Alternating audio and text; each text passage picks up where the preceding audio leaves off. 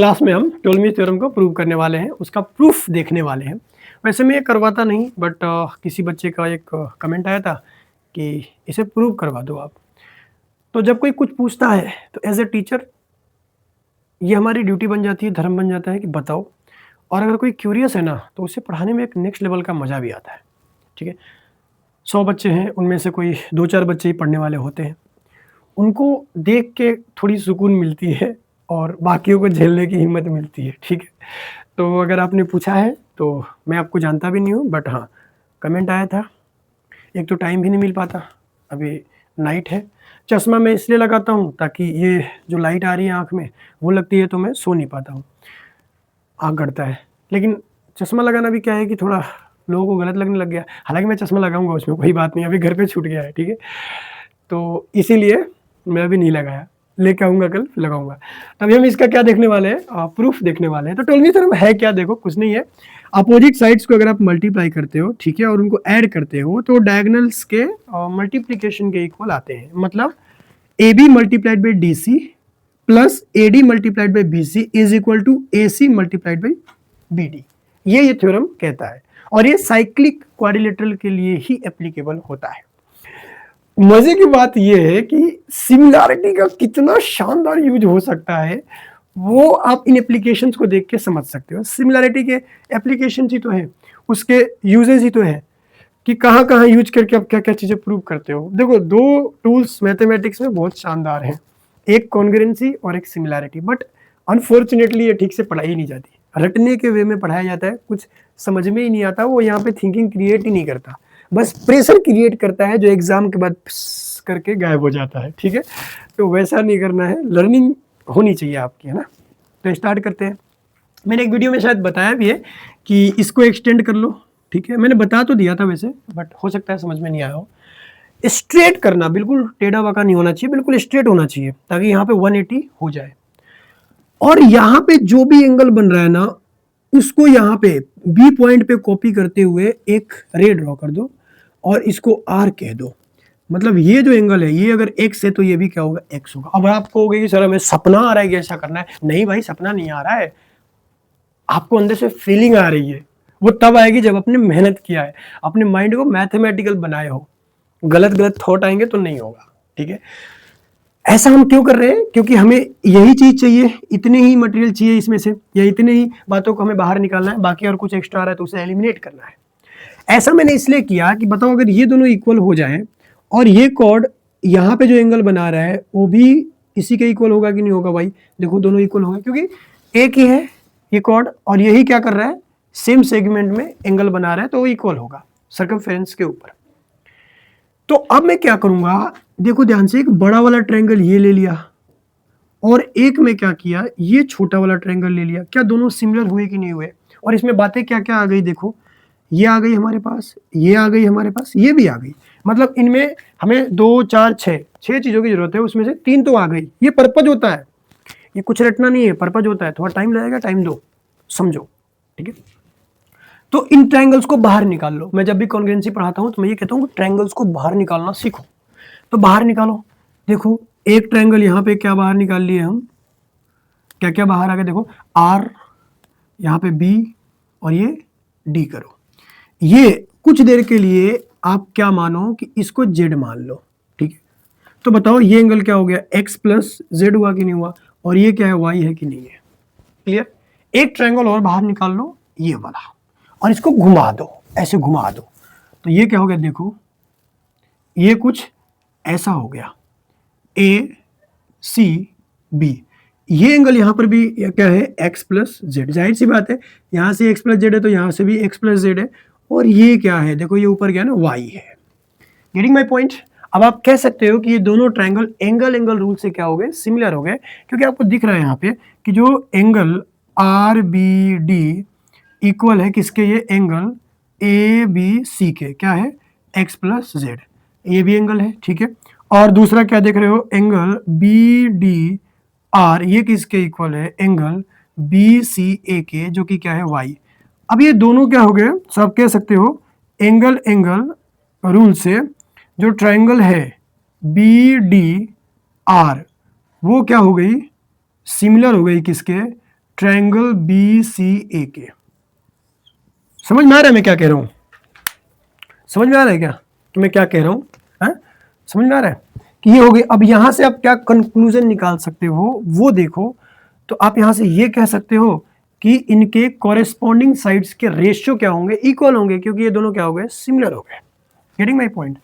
तो अगर मैं यहाँ पे कुछ बाई, ठीक है, सिमिलैरिटी से ही आप कह सकते हो कॉरेस्पॉन्डिंग पार्ट्स के रेशियो क्या होते हैं, सेम होते हैं। तो आप यहां से लिख सकते हो जो जो हमें चाहिए। यहां से लिखो बी डी अपॉन ये क्या हो जाएगा, बी सी। मतलब B D upon B C equal किसके है, R D upon A C. इसको इक्वेशन फर्स्ट कह दो, या फर्स्ट इक्वेशन कह दो, या इक्वेशन 1 कह दो। अब देखो बी डी चाहिए बिल्कुल चाहिए, ए सी चाहिए, ओ बी चाहिए, ठीक है, बी सी भी है, क्या बात है, ठीक है, समझ में आया। यहां से चाहो तो आर डी की वैल्यू आप निकाल भी सकते हो। मतलब आप ऐसे भी इसको लिख सकते हो कि B D multiplied by A C upon B C equal to R D. ठीक है, समझ में आया, वही रिजल्ट है, कोई दिक्कत नहीं है। आधा काम हो गया हमारा। आधे काम के लिए थोड़ा सा आ जाओ यहां पे। अब हम क्या करेंगे, देखो ध्यान से, ये जो एंगल है वो इस पूरे एंगल के इक्वल होगा। क्यों होगा, देखो मैंने आपको पर्पज पहले ही बता रखा है कि हमारे पास ये डायगोनल आ गया, ये साइड आ गई, ये साइड आ गई। अब हम इस डायगोनल को ले लेंगे, इस साइड को ले लेंगे, और इस साइड को फिर से ले लेंगे। समझ रहे हो, getting my point what I am saying? कि अब मुझे ये बताओ कि ये जो एंगल है वो इससे इसके इक्वल क्यों होगा। जाहिर सी बात है, ये साइक्लिक क्वाड्रिलेटरल है। अगर ये पूरा मैं मान लो m मान लेता हूं, तो ये एंगल क्या हो जाएगा, ये 180 माइनस एम होगा। और फिर मैं ये आप वापस इसको निकालूंगा तो ये क्या हो जाएगा, m हो जाएगा। ये तो नॉर्मल सी प्रॉपर्टी है। अगर आप इस पूरे को m मानते हो, ध्यान से सुना, इस पूरे को, तो ये क्या हो जाएगा 180 माइनस एम, और ये भी क्या हो जाएगा, m हो जाएगा। क्लियर है? कोई दुविधा हो, कोई चिंता हो, कुछ भी हो, आप मेरे साथ शेयर कर सकते हो, ठीक है। तो देखो फिर से मैं दो ट्रायंगल्स को बाहर निकालूंगा। कौन कौन से ट्रायंगल को, ये पहला अपना काम हो गया था। अब मैं कौन कौन से ट्रायंगल को बाहर निकाल रहा हूं वो देखो। तो एक ट्रायंगल है कौन सा, या थोड़ा सा इसको अच्छे से बना लो। कैसा बन रहा है, तो ऐसा बन रहा है, कुछ इस टाइप से बन रहा है, इस टाइप से बन रहा है। तो ये क्या हो गया, आर, ये हो गया ए, और ये क्या है अपने पास, बी है। ठीक, क्लियर। ये एंगल क्या है, एक्स, और ये एंगल क्या है, एम। एक ट्रायंगल की बात और हो रही है, इसकी हो रही है। तो हम इसी के तरीके से निकालेंगे। तो देखो ये वाला ट्रायंगल है डी सी बी, इसी को निकालना है, ठीक है, ट्रायंगल डी सी बी को। तो अब देखो नीचे एक से, तो इस ट्रायंगल को बाहर निकालो और ऐसे घुमा दो, ठीक है। जैसे घुमाओगे तो ये कुछ ऐसा बनेगा, बड़ा मजा आता है ये। अब क्या पता है, कोई ऐसे ना पढ़ाता है ना कोई पढ़ता है, तो क्या कहे। ये क्या आ गया, देखो B आ गया, और ये ऊपर C चला जाएगा, और यहाँ पे क्या हो जाएगा, D हो जाएगा। ये जो एंगल है वो क्या हो जाएगा, X, जो कि है, और ये यहाँ पे जो गया है वो क्या हो जाएगा, M हो जाएगा। ऐसा मैं इसलिए करता हूँ ना, ताकि कॉरेस्पॉन्डिंग साइड्स के रेशियो हम अच्छे से ले पाए, वरना फिर मजा नहीं आता है ना। समझ में आ रहेगा, ठीक है। अगर समझ में आ रहा है अच्छी बात है, वरना क्या ही कर सकते हैं ना। इसमें कौन से ट्रायंगल बी डी आर को लिए थे, बी सी ए को। अब इसमें देखो हम क्या ले रहे हैं, ध्यान से देखना फिर से। यहां पे क्या हो गया, angle R B A is equal to X है, और ये किसके इक्वल है, एंगल डी बी सी के, ठीक है। एक एंगल ये हो गया, एंड आप देख रहे हो angle B A R equal M है, और ये भी किसके इक्वल है, देखो यहाँ पे एंगल बी सी डी के इक्वल है। मतलब फिर से देखो यहाँ पे एंगल रूल लग गया, और इससे क्या हुआ भाई, आप कह सकते हो भाई एंगल रूल। जो ट्रायंगल्स हैं, ट्रायंगल्स बी ए आर, ये सिमिलर हो गए किसके, ट्रायंगल बी सी डी के। और हेंस आप क्या लिख सकते हो, हेंस आप ये लिख सकते हो कि ए बी अपॉन, मतलब ये अपॉन ये, B C is equal to, देखो आर अपॉन डी सी। अब देखना तीन चीज इसमें कितनी चीज आ गई, एक चीज शायद कॉमन भी आ गई, ठीक है, कुछ चीजें इसमें आ गई, कुछ चीजें उसमें आ गई, और कुछ फालतू में भी आ गए। तो इसको भी थोड़ा सा अलग करके लिख लो। तो यहाँ पे हम क्या लिख सकते हैं, A B multiplied by D C upon B C equal to R A. ये कौन सा थर्ड इक्वेशन हो गया, और इसको फोर्थ इक्वेशन कह दो आप। गेटिंग माई पॉइंट, समझ में आया क्या? इसके बाद कहानी खत्म है। क्यों? आप ध्यान से देखो, हमारे पास सब कुछ आ गया जो चाहिए, बस हमारे पास एक ही चीज नहीं आई, एडी नहीं आई। तो एडी के लिए आप ये समझो ध्यान से कि यहाँ पे देखो R A plus A D equal to R D है कि नहीं। देखना यहाँ पे अगर मैं देखूं तो आर डी के इक्वल क्या है, R A plus A D है कि नहीं है बच्चा, ये बताओ क्या ये है या नहीं है? तो फिर हम यहाँ पे जो हमने आर डी निकाला है, इसको मैं क्या लिख सकता हूं, ध्यान से सुनना, या छोड़ो आप यहां से ये लिख दो कि by equation second equation and fourth equation, and अगर मैं सेकंड में से 4 को माइनस करूं, अगर मैं सेकंड में से 4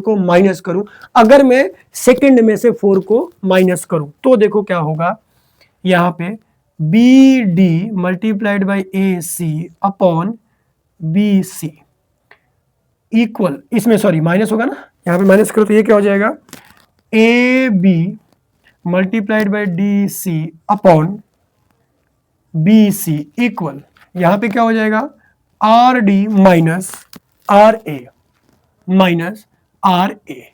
यहां तक क्लियर हो जाना चाहिए सबको, है ना? अब देखो ध्यान से देखो, यहां पे क्या हो जाएगा, बी डी, ठीक है, एसी से मल्टीप्लाई होगा, नीचे दोनों के सेम है तो कोई फर्क पड़ने वाला है नहीं। यहां पे क्या हो जाएगा, A B multiplied by D C, ये भी मल्टीप्लीकेशन का ही साइन है, ठीक है। नीचे क्या हो गया, बी सी, और ये डीसी है, सॉरी ऊपर क्या है, डीसी है। ये क्या हो गया, आर डी में से आर ए को माइनस किया गया, तो क्या बचा, एडी बचा कि नहीं बचा? तो भैया ये देखो क्या हो गया, एडी बचा कि नहीं बचा एडी, बात खत्म। अब इस बीसी को उठा के इधर मल्टीप्लाई कर दो, तो ये क्या हो गया, देखो B D multiplied by A C minus A B multiplied by D C equal to B C को इधर भेज दिए, तो ये क्या हो गया, A D multiplied by B C, हुआ कि नहीं हुआ?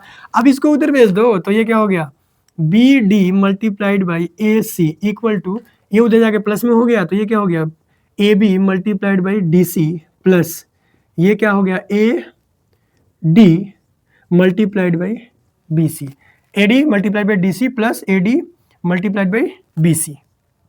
अब मुझे ये बताओ, ये क्या आ गया आपके पास, ये तो वही आ गया, देखो AC और BD मल्टीप्लाई हो रहे हैं, AC और BD मल्टीप्लाई हो रहा है, ठीक है। यहां पे देखना AB और CD कहाँ है, AB और CD की जगह मैंने DC यूज कर लिया है, तो उसमें तो कोई फर्क नहीं पड़ने वाला, तो AB और DC भी आ गया, ठीक है। AD आ गया, BC आ गया। बताओ प्रूव हुआ कि नहीं हुआ? आपको ये कहेगा कि बहुत ज्यादा कॉम्प्लेक्स थ्योरम है, कुछ ही कॉम्प्लेक्स थ्योरम नहीं है भाई, समझो आप, इतने सारे नहीं होते हैं। जो भी आपको पढ़ाया जाता है ना स्कूल में, आप उसको थोड़ा ध्यान से पढ़ो। अब वो बात अलग है ना, देखो टीचर्स अच्छे होते हैं, स्कूल्स के टीचर्स बहुत अच्छे होते हैं, लेकिन एक तो उनका मोटिवेशन आप जानते हो क्यों डाउन होता है, दूसरा जब वो पढ़ाने आते हैं ना, स्टार्टिंग में जब वो पढ़ाने आते हैं तो बहुत कुछ पढ़ाना चाहते हैं, सिखाना चाहते हैं, बट 100 में से कोई 4-5 बच्चे पढ़ने वाले हो पाते हैं आज के टाइम में। पहले ये रेशो ज़्यादा था, और ये आप समझ सकते हो कैसे कि जेईई मेन की जो रिजल्ट आते हैं ना, उसमें अब परसेंटाइल का क्या मतलब है भाई, आप सीधा नंबर दो ना, फिर मजा आएगा ना, लेकिन नंबर देने से पोल खुल जाती है। 99 परसेंटाइल लाने के लिए कितने मार्क्स लाने होते हैं, सोचो एक बार, आप एक बार सर्च करना, पता चल जाएगा, बहुत सारी सच्चाई बाहर आएंगी, फिर आपके पाँव तले जमीन खिसक जाएगा कि अरे यार ये कैसे हो रहा है। तो मुझे समझ में नहीं आ रहा है कि जितना एजुकेशन का रिवोल्यूशन आ रहा है, उतना एजुकेशन नीचे क्यों जा रहा है। पहले एजुकेशन का रिवोल्यूशन नहीं था तो एनसीईआरटी इतनी मोटी हुआ करती थी, अब एजुकेशन का रिवोल्यूशन आ गया तो एनसीईआरटी इतनी पतली हो गई, उसमें भी डिफिकल्ट चीज़ों को हटा दिया गया, बिल्कुल नॉर्मल सी बना दी गई, ऐसे कि मतलब पप्पू पास हो जाए, उस टाइप की फीलिंग आती है, ठीक है। अब उन चीज़ों को भी एक्सप्लेन करने में लोगों को प्रॉब्लम होती है, जाहिर सी बात है वो भी क्या करें, देखो सिंपल सी बात है, अगर आप अच्छे से पढ़ा दोगे ना तो फिर बहुत दिक्कत हो जाएगी, ठीक है। तो इसीलिए जब भी कोई बच्चा क्वेश्चन पूछता है तो बहुत अच्छा लगता है कि हाँ कोई बच्चा पढ़ने वाला है। पढ़ने वाले बच्चों को पढ़ाने में अच्छी फीलिंग आती है, क्योंकि वो एजुकेशन को रेस्पेक्ट करता है। टीचर का नहीं करो तो चलेगा, कोई दिक्कत नहीं है, बट एजुकेशन का रेस्पेक्ट होना चाहिए। अनफॉर्चुनेटली इंडिया में एजुकेशन का रिस्पेक्ट ड्रेस्टिकली कम हो गया है। और मैं हमेशा ये बात कहता हूँ, हर जगह कहता हूँ कि जो हाल या जो आप कह सकते हो पोजीशन बिहार का इंडिया में है, वही पोजीशन इंडिया का पूरे वर्ल्ड में है, इसमें कोई दो राय नहीं है। अभी हम एजुकेशन को छोड़ रहे हैं, चरम सीमा तक छोड़ेंगे, क्योंकि नौटंकीबाजी बहुत ज़्यादा इंक्लूड हो गई है। फिर जाके हम वापस इस चीज़ को शायद समझ पाए कि बौधायन ने पंडिताई करते करते कैसे फॉर्मूले निकाल दिए, क्यों वो लोग मैथ्स पढ़ते थे। वो एक सिविलाइज्ड सोसाइटी थी, हम एक बहुत बड़े पेड़ के टूटे हुए टहनी है जिनका कोई आधार नहीं बचा है। आज जो भी चीज़ें फेमस हैं आप देखो अधिकांश क्या है, अगर आप YouTube पे जाते हो देखते हो ना कि मिलियंस ऑफ व्यूज़ आ रहे हैं, किस पे आ रहे हैं एक बार देखना। भाई हमारे तो खैर दिल कांप जाता है कि वैसा नहीं कर सकते, भाई हम नहीं कर सकते तो नहीं कर सकते। बट आजकल क्या है कि सब कुछ पैसा हो गया है, और एक बार कैसे भी गलत काम भी करके अगर आप ऊपर चले गए तो बाद में फिलॉसफी सुनाते रहो, क्या फ़र्क पड़ता है, दुनिया है सब भूल जाती है। बाद में सब कहेंगे कुछ भी हो डाउन टू अर्थ है, ये है वो है, दुनिया भूल जाती है। तो ये सब ने समझ लिया है, कुछ भी करो आगे बढ़ जाओ, उसके बाद आप बहुत बड़ी बड़ी बातें कर देना, है ना। तो ये भी सारी बातें हैं, बट ठीक है चलो, अभी मैं फिलोसफी की क्लास नहीं ले रहा हूँ, तो कोई बात नहीं। अगर आपको कोई डाउट हो तो आप कमेंट कर दिया करो, मैं बिल्कुल ओपन दिल वाला आदमी हूँ। अरे कैम्ब्रिज के जब टीचर्स हैं वो चिट बना के लाते हैं, पेपर बना के लाते हैं, और फिर पेपर में देख देख के पढ़ाते हैं। हमारे यहाँ पता नहीं क्या हो गया, हम बुक ही नहीं उठाते। अरे दादा बुक उठाओ, उस चीज़ को पढ़ो, कुछ नया समझ में आएगा, उसी चीज़ को बार बार पढ़ो, बार बार कुछ नया समझ में आएगा। बट हम क्या करते हैं, नहीं, हमें क्या करना है। तो मैं बिल्कुल एकदम खुले दिल वाला आदमी हूँ, खुले सोच वाला आदमी हूँ। आप पूछो, अगर नहीं आया तो हो सकता है कहीं से पढ़ के बताऊंगा, लेकिन जवाब देने की पूरी कोशिश करूंगा, ठीक है। और जहाँ तक मेरे पहुँच की बात है, लाइक 12th क्लास तक की बात है, उतना तक तो हाँ जेई वगैरह जो भी मतलब अपना एरिया, वहाँ तक तो हम कैपेबल हैं कि आंसर कर पाए। Okay, so thanks for watching, will meet in next video.